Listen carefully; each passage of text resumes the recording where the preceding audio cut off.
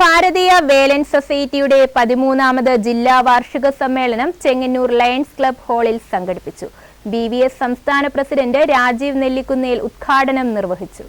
ഭാരതീയ വേലൻ സൊസൈറ്റിയുടെ 13ാമത് ജില്ലാ വാർഷിക സമ്മേളനം ചെങ്ങന്നൂർ ലയൺസ് ക്ലബ് ഹാളിലെ VN ആനന്ദൻ നഗറിലാണ് സംഘടിപ്പിച്ചത്.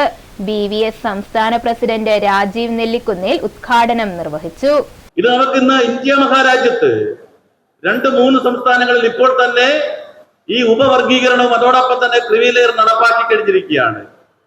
എന്നാൽ കേന്ദ്ര മന്ത്രിസഭാ യോഗം എടുത്തിയൊരു തീരുമാനം എന്ന് പറയുന്നത് ഇന്നിവിടെ ഈ ഉപവർഗീകരണവും ക്രീമി ലെയറും ഇവിടെ നടപ്പാക്കില്ലെന്നുള്ളതാണ്.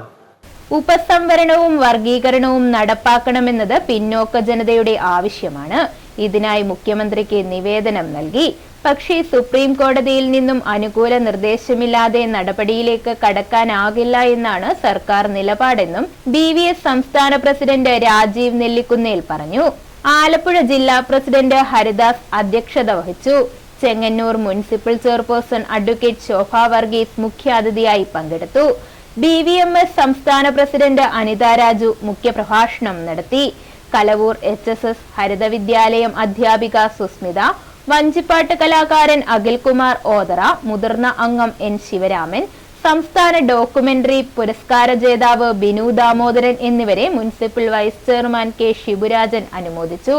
സംസ്ഥാന ഓർഗനൈസർ വിജയ് ബാലകൃഷ്ണൻ, മഹിളാ സമാജം ഓർഗനൈസർ മഞ്ജു വിജയകുമാർ, ജില്ലാ secretary CK Sukumara Panicker, treasurer N Prabhakaran, joint secretary VS Suneesh തുടങ്ങിയവർ പ്രസംഗിച്ചു. News bureau